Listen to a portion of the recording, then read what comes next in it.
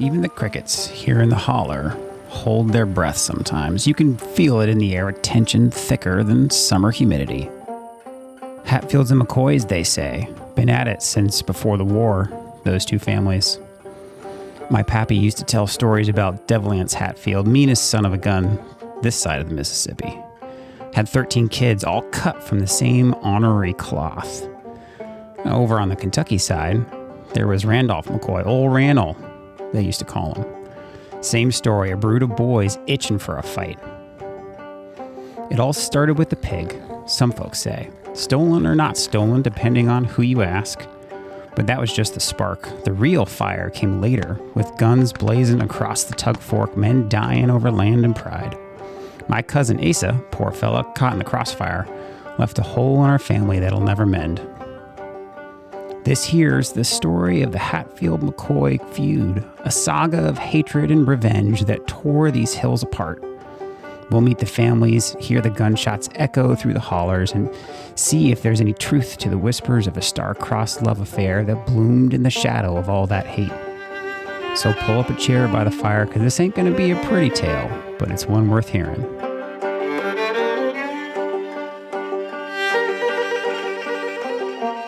Welcome to Talk with History. I'm your host, Scott, here with my wife and historian, Jen. Hello.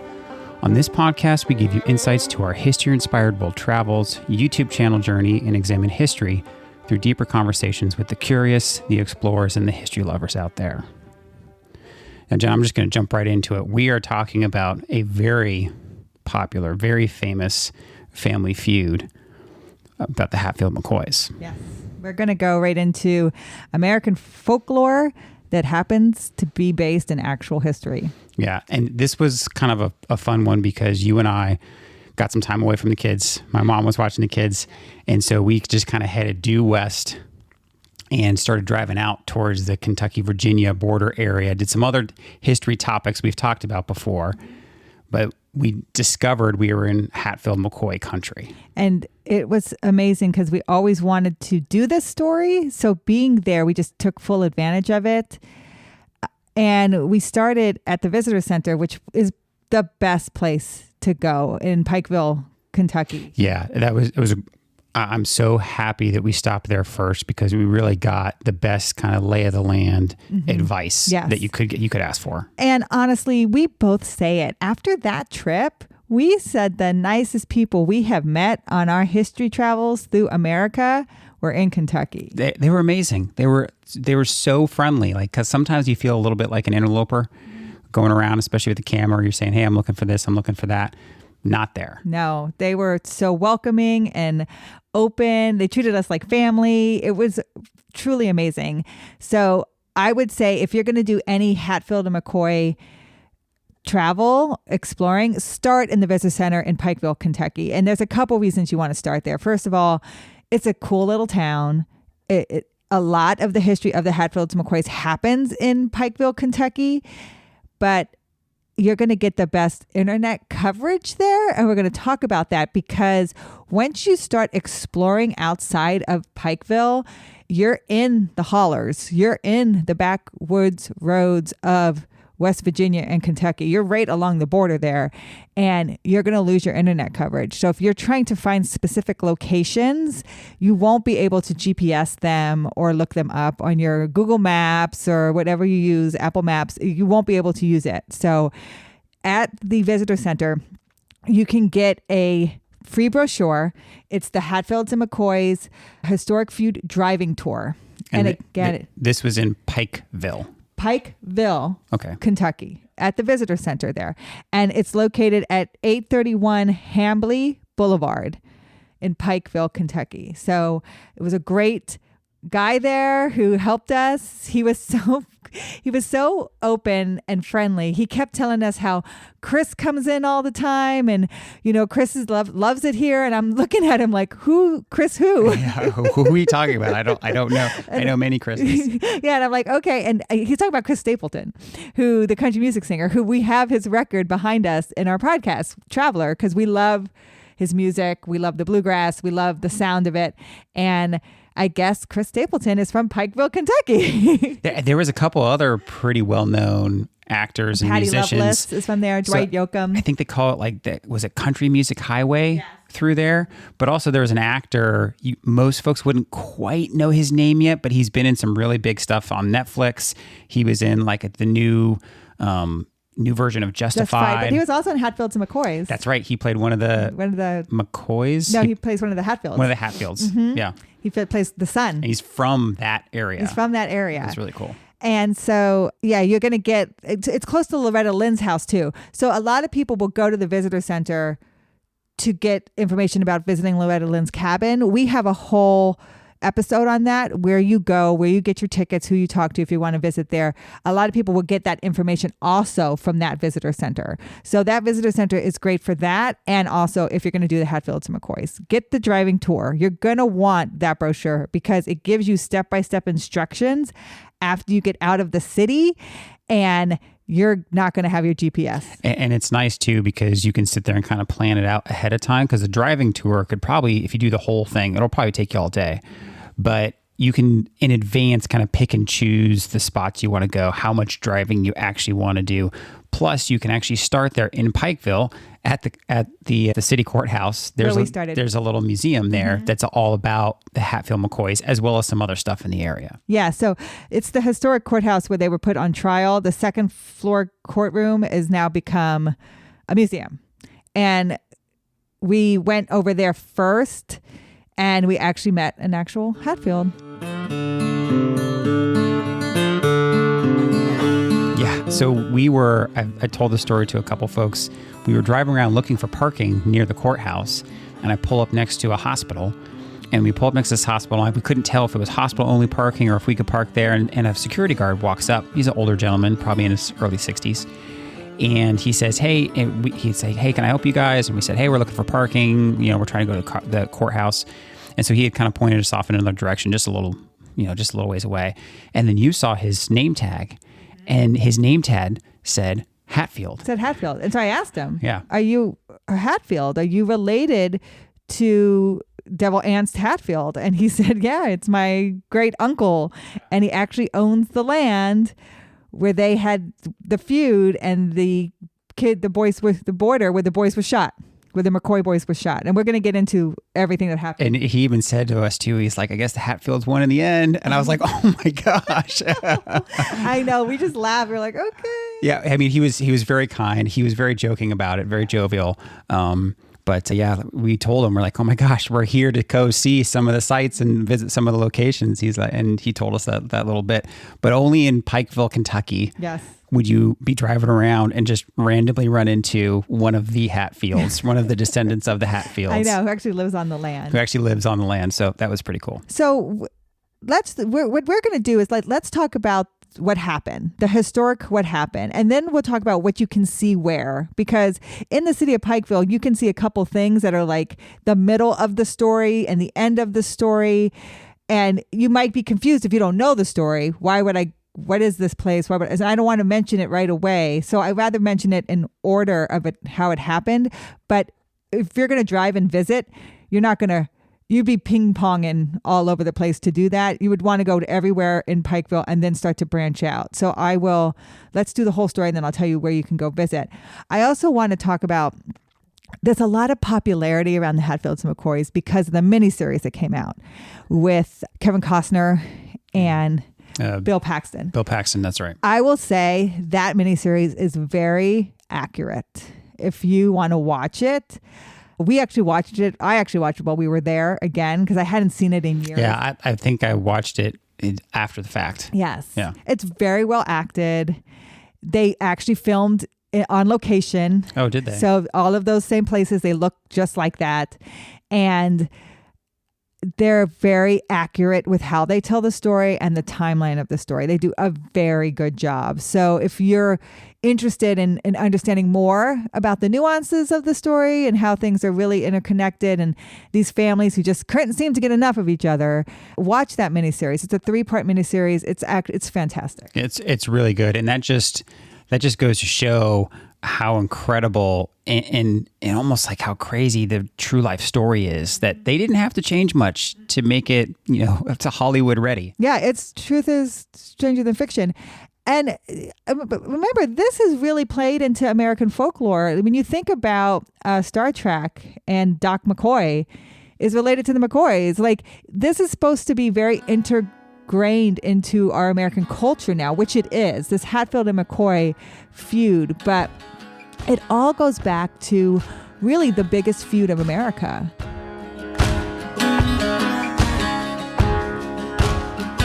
It all really starts with the Civil War. Yeah, so talk to me a little bit about how the Hatfields and McCoys were involved in the Civil War and why that kind of was the genesis. So we're really dealing here on the border of Kentucky and Virginia before it becomes West Virginia, because West Virginia is a product of the Civil War. West Virginia is not a state before the Civil War, but because there are so many people who are anti-Confederacy in Virginia, they really break away to start their own state and say, we want to be a Union state. We want to be part of the Union. We don't want to be part of this Confederacy. That was West Virginia that said that? Yes. Okay. And made their own state, West Virginia. So here we have this border where the Hatfields are on one side, the McCoys are on the other. The Hatfields are West Virginian and the McCoys are Kentucky. And that's where you're going to get a lot of families and brothers who are going to fight for either side. Because when you think about it, this is where the West Virginians are going to break away because they want pro-union. So you're going to get families and brothers who are like, I side with Kentucky. I side with Virginia, hence West Virginia. So that kind of is what happens here. Now, not with the patriarchs. That when we really talk about the Hatfields and McCoys, there's two head men of these families. You're going to get William Anderson Hatfield, Devil Anse, on the Hatfield side. And then you're going to get old Randall McCoy on the McCoy side. They both fight for the Confederacy.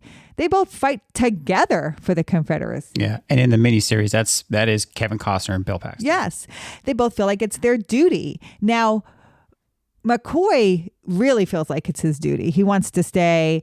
Hatfield, Devil Anse, starts to see the Confederacy losing and feels like it's a losing fight, and he doesn't want to die for a lost cause. So he basically leaves early and goes back to his land. Probably leaves like a year or two before the end of the war. Before the end of the war, and goes back to his land. And then he's able to start his business up and really get more solid business. Yeah, they do like logging, a lot of land stuff. Yes, but before McCoy can even get back home. And that's Bill Paxton. That's Bill Paxton. Yep. And so you see McCoy kind of resentful of that fact. Because doesn't he get captured? He does get captured at one point, and so he has to survive. He's a prisoner of war. Prisoner of war, which if you know anything about Civil War, prisoners of war, both sides were horrible. You can't even say the South was worse or the North. They both treated their prisoners terrible. But that's not really where the feud starts. They're friends. McCoy's kind of pissed at Hatfield because he left early, mad at him. But that's not the feud. What starts this whole feud, and if people like to say it was the pig trial. The pig trial is really where it kind of gets really dug in. But the feud really starts with a brother of McCoy, Asa Harmon McCoy, who served in the Union. So here you got brothers who are serving for two separate sides. And Asa comes back home. He's been captured. He served time in a Confederate prisoner of war camp. He comes back home. He's not even home for 13 days before he is killed. And he's killed January 7th, 1865.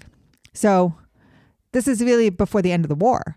He serves time and he gets out early and he comes back, and it's James Vance is the uncle of old Anse. So he's a Hatfield. That's Tom Berenger in the miniseries. Who plays it so well. He's phenomenal. So Tom Berenger plays Kevin Costner's uncle. Right. Crazy. Yeah, the crazy. This is like, you think about the crazy uncle. Yeah. This is back then, like, West Virginia. Yeah. Crazy uncle. Crazy uncle who's a rebel. Yep. Right? He believes in the rebel cause. So here comes a McCoy home that fought for the Union, and he's mad. Not only that he like get captured as a prisoner of war and he gets out and now he's back home. This is before the end of the war.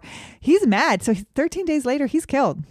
And so this is what starts the feud. A McCoy is killed by the Hatfields. Yeah, and that's kind of what I was referring to as, like, I'll call it time traveling Scotty that did the intro there, right? When he said, like, my cousin Asa. Yeah. You know, because there were so many brothers and sisters. Yes. There's so much family on each side. That really was the first event that really kicked off this feud. Yes, and when you think about it, there's these huge families, these huge networks of families, right? And that's who does all your farming. That's who does all your business with. It's like you have 6 or 7 brothers and sisters, and then they have 6 or 7 brothers or sisters, and so you have these huge families on either side. It doesn't mean they didn't intermarry. Hatfields McCoy certainly intermarried, but they had these strong family ties through the patriarch line. And it's the McCoy brother who's killed by the Hatfield uncle that starts this whole thing. And we go to that location that is outside of the city. It's by this little school. I think it's called Blackberry. Yeah. Then there's a marker there. There's a marker there. That's a great place to be like, this is where it all started. And you're going to get, like, this feud is going to last a while because his widow starts to needle her way into with lawyers and things like that. So this is going to start the whole feud. I mean, the feud kind of goes on for a few decades. Oh, yeah. So, I mean, it's going to be 13 years later when this hog trial happens. So that's the first thing that happens. It's not publicized that it was Jim Vance that did it. Family tradition points to him. He's part of that West Virginia militia group that is the rebels that did the application for his wife's pension from the Union said he was killed by rebels. So that's kind of like how people have pieced that together. There's no existing records pertaining to his death. There's no death record. But when she goes for the pension, killed by rebels is what it says. And I think even some of the markers don't specifically call out the Hatfield, but they call out the group. But it's implied was everywhere. A member, was a leader of the group. So McCoy comes back from the end of the war. So this happens in January 1865. McCoy comes back at the end of the war, and he starts to hear rumblings. And he's not only is he mad that old Anse has left early and been able to kind of keep his family going, where McCoy's family has basically just really barely gotten by. Now he's heard rumblings that his brother was killed by Hatfield. So he just kind of is upset about it. Yeah, bitter about it. But goes about his business and starts to build their life back. So if you go to the McCoy well, which is, again, on the outskirts of Pikeville, but it's a great place to visit. They have a guy who lives there who loves giving tours. Yeah, if you drive up, and if the guys, there's a gentleman that lives right near the well, which is where their old home was. Yeah. But if his garage is open and he's out, he'll come right up to you and come talking to you. He came and he said, "Hey, come look at this stuff I have in my garage." And we were like, excuse me? But and, like Kevin Costner went and visited there. He said he used to like give tours and stuff. So it's Randall McCoy's well. It's in Hardy, Kentucky. So this is where McCoy's home was. And this is where the pig was. And so the pig gets marked with the McCoy mark, which is basically like 2 notches out of its ear, wanders away onto the hill. So if you stand at the McCoy well, which was behind their house where they got their water, now they make alcohol from there. You can buy the McCoy well alcohol, moonshine or whatever. If you look up, you can see like a hill. That's where the pig wandered onto the hill. And that was Hatfield land. Not old Anse Hatfield land, but one of his cousins' land. And so what happens is that pig has gotten over there, and the cousin, Floyd Hatfield, claimed it was his hog, and he's taking it to slaughter, walks by Randall McCoy, and McCoy looks at his ears and says, "Those are McCoy marks, not Hatfield marks." And Floyd says, "That pig has been on my land for a couple years now, and it's mine." And McCoy's like, "Well, that pig wandered away from my house like 3 or 4 years ago. We just thought just thought something happened to it. Like, but you kept it. That's my pig. Yeah. So they start arguing over who owns this pig. They start arguing over who owns this pig. And you drove home too, and I think you made it into the video about how valuable those hogs were, especially at that time. At that time, it's your livelihood. Yeah. It's feeding your family. Basically, you could see it as Randall McCoy felt the Hatfields were stealing food from his family's mouths. Yeah. It was that bad. You're stealing another man's pig. And that's why things started to get so heated. Yes. This happens in 1878. So this is 13 years after Asa is killed. So McCoy has let this fester for 13 years, right? He hasn't brought anything up. I don't think he's been particularly friendly to the Hatfields, but I mean, they're still neighbors. But he's mad. He takes it to the justice of the peace, and he wants justice. And the justice of the peace is Anderson Hatfield. So it's old Anse Hatfield's uncle. Yeah, it's another one of his uncles. Yes. Yeah. And he's a well-educated man, knows the law. But he's also from Kentucky, and he's also a Hatfield. In West Virginia. He's also Hatfield, and he understands family almost matters more than the law. And so you can go to the cabin where this trial takes place, and I would recommend that is a place you want to go. Yeah, that was really cool because you're driving through, just to kind of step back and set the scene of where we are. Like, one of the things that I kind of wondered before we got out there is like, what's a holler? Well, it's a bunch of little mini valleys, right? You're driving through, and it is beautiful land out there. It's absolutely gorgeous driving through these hollers. Like when we went up to Butcher Holler, to Loretta Lynn, and driving through these hollers was really cool. So you really feel like you're there, and then you come down, and I think it's near like a post office. Yeah, it's right beside it, McCarr, Kentucky. Yeah, and so you drive up, and they had recreated the cabin there, and so I think they call it the hog trial cabin. Yeah.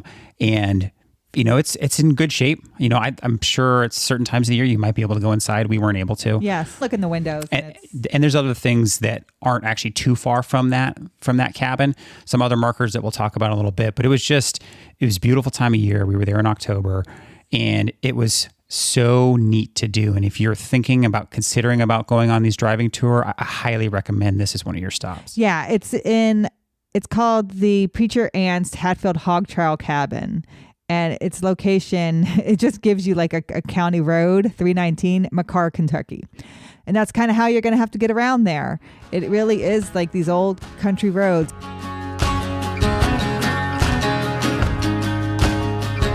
So this is where the trial is going to take place. Now, I will say the uncle Anderson, Preacher Anderson, tried to make it just. He tried to put half of the Hatfields on the jury and half of the McCoys on the jury. The problem was that one of the McCoys was married to a Hatfield. And like I said, they're intermarried. And so he was kind of a relative of both families. And he said that he didn't think that mark was a McCoy mark. And so that kind of pushed it. And so Anderson Hatfield ruled in favor of the Hatfields. Right. So he sided with his wife's side, which was the Hatfield side. Yep. And so that makes McCoy even more mad. Like finally he's like, I didn't get justice for my brother. Nobody cares. I didn't get justice for my pig. Nobody cares. And so this is when the McCoy sons start getting involved. They really start to get upset. So Hatfield has a couple sons. McCoy has a couple sons. Everyone's has like 10 kids. And daughters.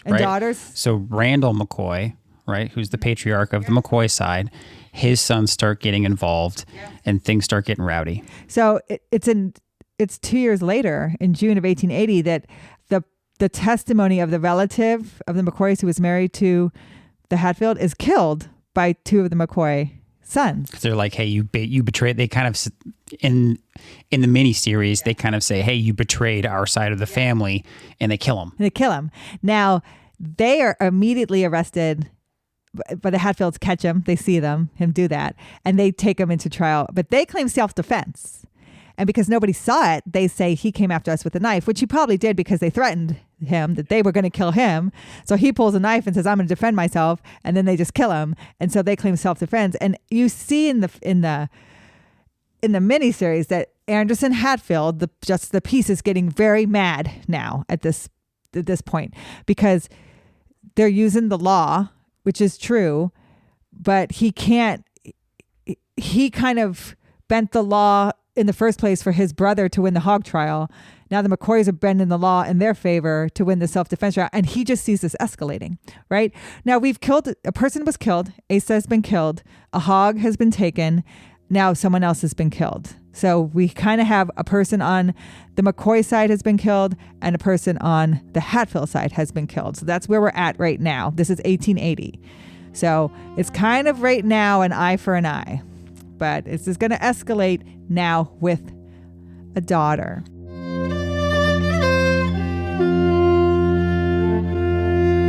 Of course, things start getting complicated when the girls start coming in. So Randall McCoy has a beautiful daughter named Rosanna, and she enters into a relationship with Devil Anne's son, Johnson. They call him Jonesy.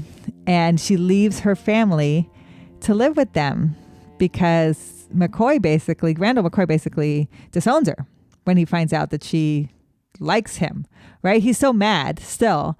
This has festered for so long. How could my daughter? Yeah, and in the miniseries, like Jonesy's like the handsome Hatfield. Yeah. He's kind of a little bit of a playboy, right? Yeah. And they start this fling, and they quote unquote fall in love. Yes. And you have to think about it too. They don't get into a bunch of this in the miniseries. Jonesy already has a kid by another woman. There's not a lot of people around at this time. The people you know are your neighbors, because it's not like you're going into the city. It's not like you're meeting a bunch of people, right? The hog trial was probably the event of the year. Yeah, well, and it's hard to travel around those hollers out there. I mean, travel is slow. It's slow. You walk or you ride your horse. So who else you going to see besides your neighbor? And so this is very much like a Romeo and Juliet kind of situation, because my enemy is the only person who has a son who's my age, So that's kind of what happens here when she tells Randall McCoy that she likes her father. Yeah. She tells her father that she likes the Hatfield son. He kicks her out. So she goes over to them. They take her in. It's good people. But then she ends up getting pregnant. And so then they kick her out because it's starting a problem that they're not married. And so then the McCoys don't want her coming back with basically a bastard child. So she's kind of sent to live with an aunt on the outskirts of this whole area. And what's very weird is the brothers then, again, the McCoy brothers, try to honor their sister and kidnap Jonesy. And they were going to kill him. They were going to kill him. And so she finds out about this and goes and tells the Hatfields. The only people that she knows that can save him would be his own people, even though she's kind of like betraying her own brothers. So she goes and tells the Hatfields. The Hatfields go stop the killing, and they don't hurt the McCoy boys, but they basically give a good, like, this is your last chance kind of thing. Like, no one was killed here, but we're escalating this. This is getting really big, and we need to stop. And so Jonesy basically abandons her pregnant because it is getting kind of big. Yeah, when neither side wants either supports or condones this relationship, and they're ostracizing each of them. So it's not even a lesser of any evil. Jonesy just kind of sides with his family, and he leaves Rosanna and leaves her to kind of fend for herself with her aunt. Yeah, with her aunt. And then he's a typical guy who's just running around, marries Nancy McCoy. So he does marry a McCoy. It's a cousin of Rosanna who happens to be the daughter of Asa McCoy. From the very beginning. Yeah, crazy. Right? So it's like, what? So when you start to find these locations, they are very close together. And you're like, okay, I can see how this is getting complicated. Now, we're still at one death for one death, but we're starting to get more complicated. Now, a baby's brought into the picture. Jonesy did marry a McCoy, right?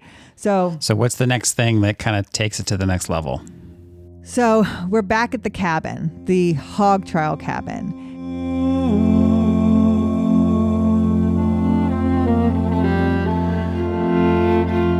It's election day in Kentucky. That's right. Everyone's coming out. 1882. This is almost 20 years after the end of the Civil War. Yep. Yeah, 20 years after the end of the Civil War. Again, a gathering. Everyone comes back to the hog trial cabin because it's the Justice of the Peace cabin. And it's kind of in that area. It's central-ish. It's central-ish. And it's where the election's being held. Where the boxes, right? You write on your ballot and you put in the box. Only men can vote. This is still only the men, right? So the women are there like, yay, I'll make a pie. And my man will vote. You know? It's a big event. It's a big event. So Jonesy has a still, which a lot of the people did this. It's Kentucky. This is selling 1880. moonshine. Selling moonshine. And start drinking. And the younger brothers of Rosanna are still pissed about everything that happened with Johnsy and their sister. She's since had the baby. And they start messing around and pushing around Anse's brother. His big brother, or actually no, his little brother, but a brother who he really loved, Ellison. Ellison Hatfield has a son named Cotton. Ellison is a good guy. He's trying to stop the escalation of these brothers. They're getting mad at Johnsy. Ellison's kind of like, leave him alone. Yeah, so Ellison comes in and basically break up the fight. And Tolbert, Farmer, and Bud, the three younger brothers of Rosanna, the McCoys, kill Ellison. Not right away. They stab him 26 times and shoot him. I mean, he doesn't die right away. And so initially, Anse Hatfield arrests them, and he says, "If my brother dies, I'm going to kill you." And so he actually has them, and he arrests them like.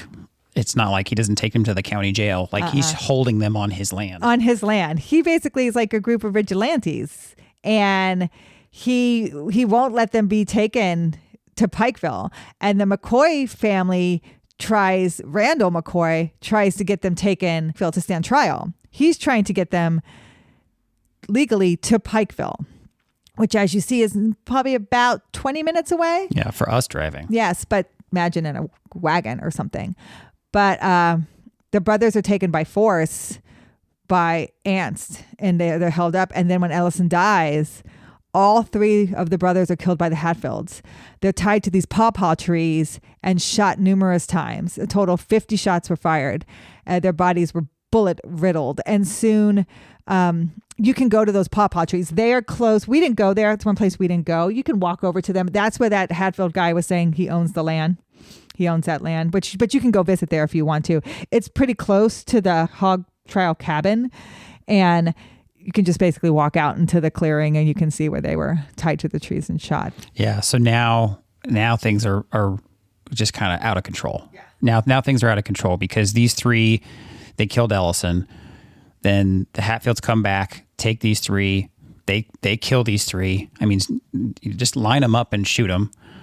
And now things are out of control. This is when Randall McCoy, I mean, of course, he's going to be so upset. His sons are killed. 3 of his sons, like the oldest, are all killed. So he tries to get a lawyer, Perry Klein. So you're going to hear Perry Klein's name a couple times as well, to arrest the Hatfields for basically acting as vigilantes and killing his sons. And even though people in the area believe this revenge is warranted, right? There's about 20 people who are indicted, including Anse on this, but all of the Hatfields elude arrest. And that also angers McCoy because no one can prove anything. No one's going to testify against each other, right? And so McCoy gets even more upset about all of that. So is this when he calls in the gun for hire? Mm-hmm. Yes. And so I'll also talk a little bit about the graves of those 3 sons before we get any further. Across from the well of the Hatfield house, across from the well from the McCoy house, the 3 Hatfield boys were buried. And there's a marker when you park into the parking lot to walk over to the McCoy well where the cabin was. It'll say McCoy Cemetery. It's not in the right location because you can't go visit the graves. It's not public. It's not public. Why? Because a Hatfield owns the land now where the McCoy boys are buried. And because a Hatfield owns the land, they don't want people to go and visit it. I mean, we laugh that the feud today is no longer going on, but in some regard it is. Now, is that the one that a judge ruled that at least once a year family can go and visit the graves? Yes. So when you talk to the well guy, yes, the McCoy family once a year is allowed to go onto the land and visit the graves of the three boys. But the public, you and I, couldn't go there and visit their graves. So that's one place you can't go. Yeah, it's private land. Yeah. And again, that is a big part of the story. So, but you can't go there.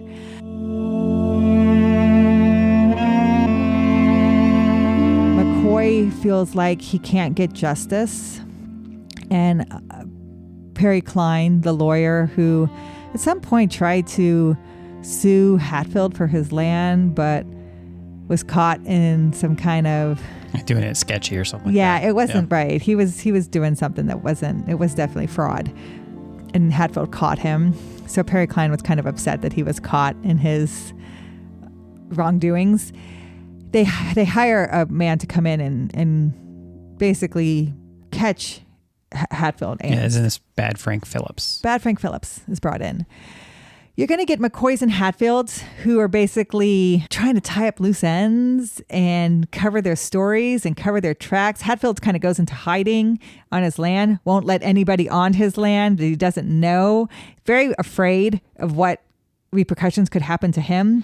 Well, and part of it, if I remember from the miniseries, and you were saying that it was pretty accurate, but Bad Frank Phillips is hired by the McCoys to kind of go and I think in the miniseries, they say, hey, go and arrest them and bring them over to this side so they can stand trial. Yeah.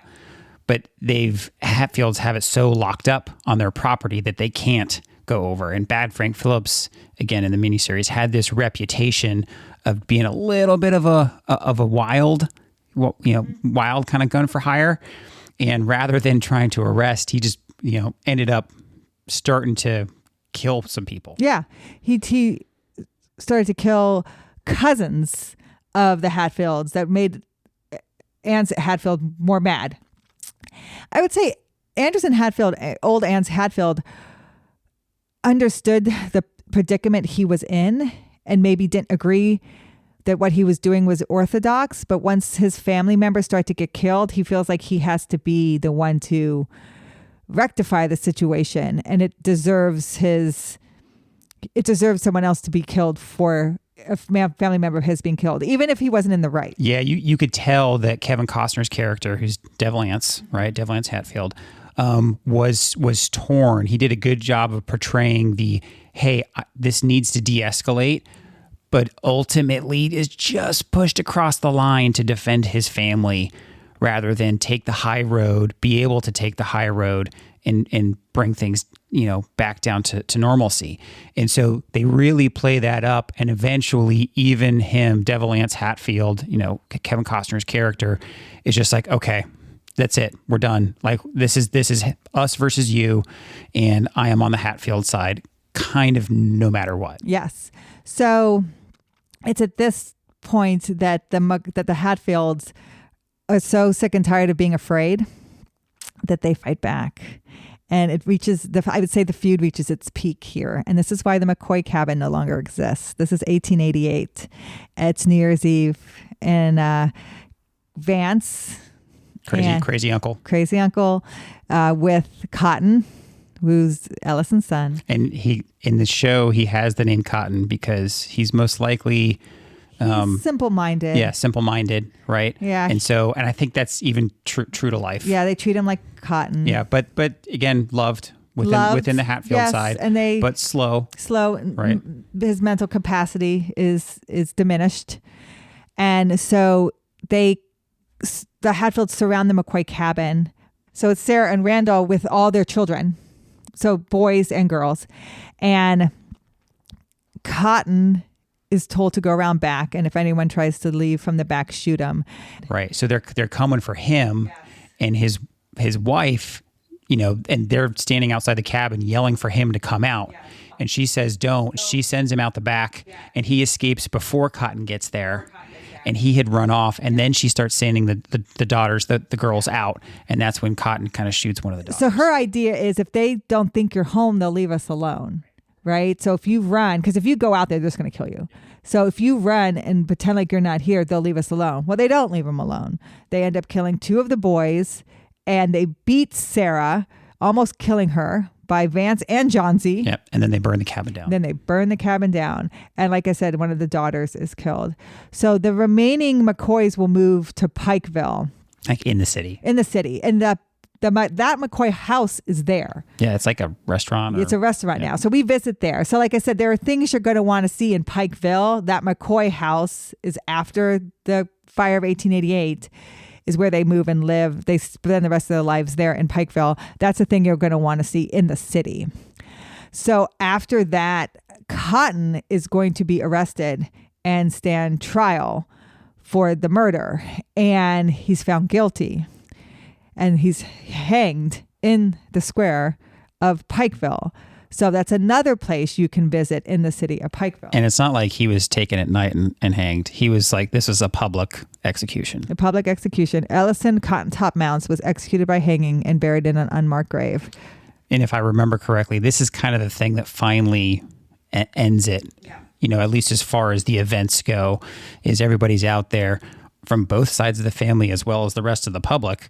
Yeah. And he's hanged. And then that kind of takes the wind out of the sails of both sides, because everybody, at least again in the miniseries, kind of sees like, okay, this can't continue on. The 2 McCoys that are killed are a son and the daughter. Yeah. And so it's on August 24th, 1888, that 8 of the Hatfields and their friends are indicted for the murder of the daughter. Adafair, she was killed during the massacre. And those included Cap, Johnsy, Robert and Elliot Hatfield, Ellison Mounts, Frank Ellis, Charles Gipsy, and Thomas Chambers. But only Cotton is executed. The rest of them will spend life in prison. Those sent to prison: Valentine Hatfield, elder brother of Anse; Doc Madden, son-in-law of one of the Hatfields, and another son-in-law, 14 years in prison.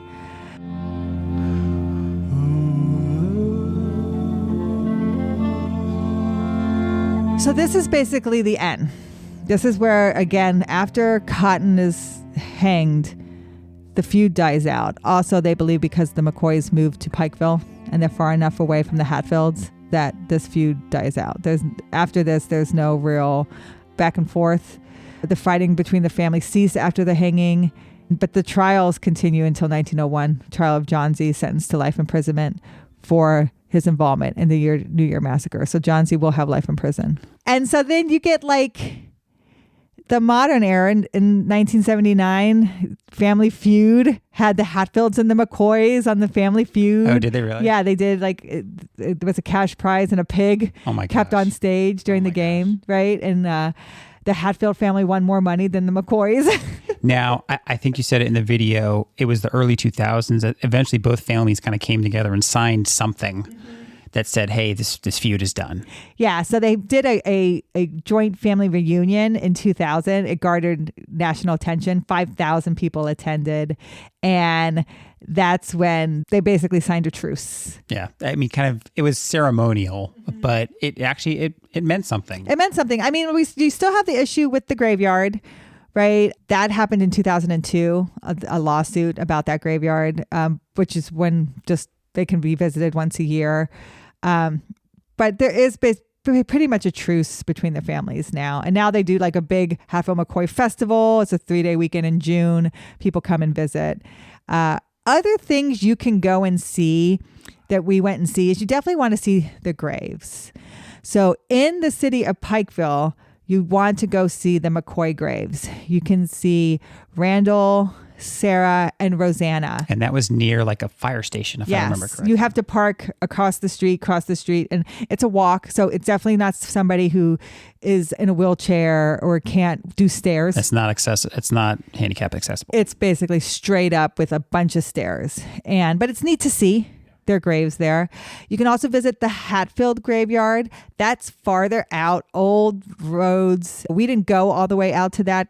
We went to a park that kind of told the stories of the Hatfields McCoys. It was very neat, and I encourage folks listening to this, if you like this story, the video actually did pretty well for us. It's a good video. We took some time to make it, and we show all these locations. We show some maps, so you get a feel for where in Virginia and West Virginia, Kentucky area that we're at, as well as this kind of memorial to both sides of the family.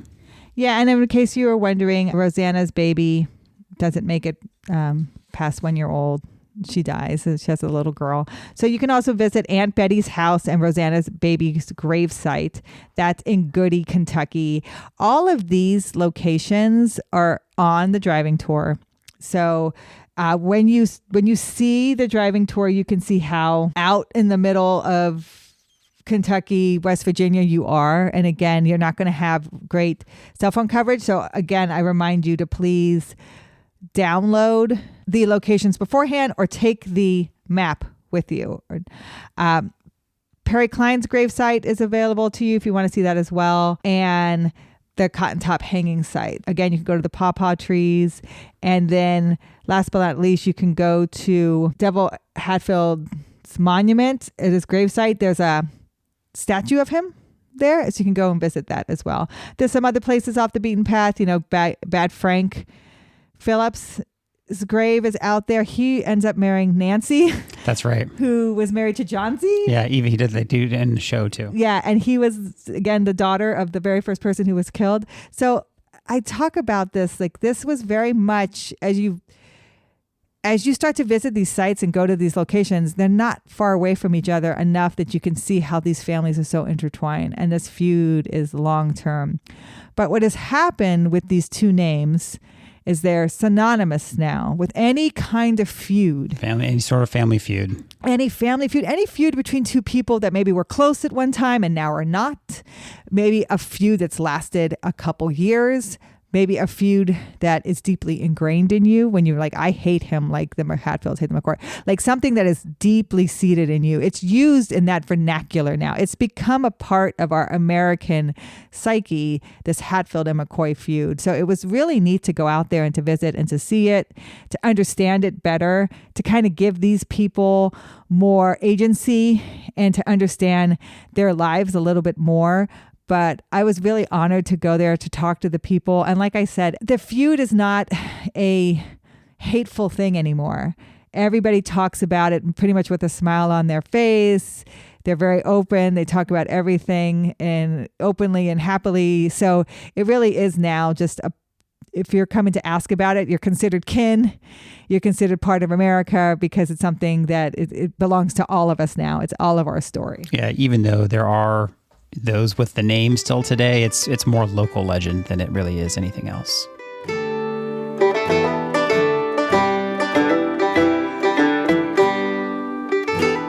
Well, that's all the time we have for this episode on the Hatfield-McCoy feud. A bloody mess, wasn't it? Lives lost, families fractured, all over what started as a squabble over a pig. Hard to believe, ain't it? The feud finally sputtered out and around the turn of the century, but its echoes still linger in these hills. Sure, the Hatfields and McCoys ain't shooting each other anymore, but there's a wariness, a distance that time hasn't quite healed. Some folks say it's a cautionary tale, a reminder of how easily a spark can turn into a bonfire. Others say it's a testament to the stubborn pride that runs deep in these Appalachian veins. Maybe it's both. Whatever the case, the Hatfield-McCoy feud is a story that's woven into the fabric of this place. A story of violence, yes, but also of resilience. Of families clinging to their own versions of the truth. It's a reminder of the dark side of human nature, but also the enduring strength of the human spirit. Thank you for listening to the Talk with History podcast, and please reach out to us at our website, talkwithhistory.com. But more importantly, if you know someone else that might enjoy this podcast, especially this episode on Hatfields McCoys, shoot them a text and tell them to look us up. We rely on you, our community, to grow, and we appreciate you all every day. We'll talk to you next time. Thank you.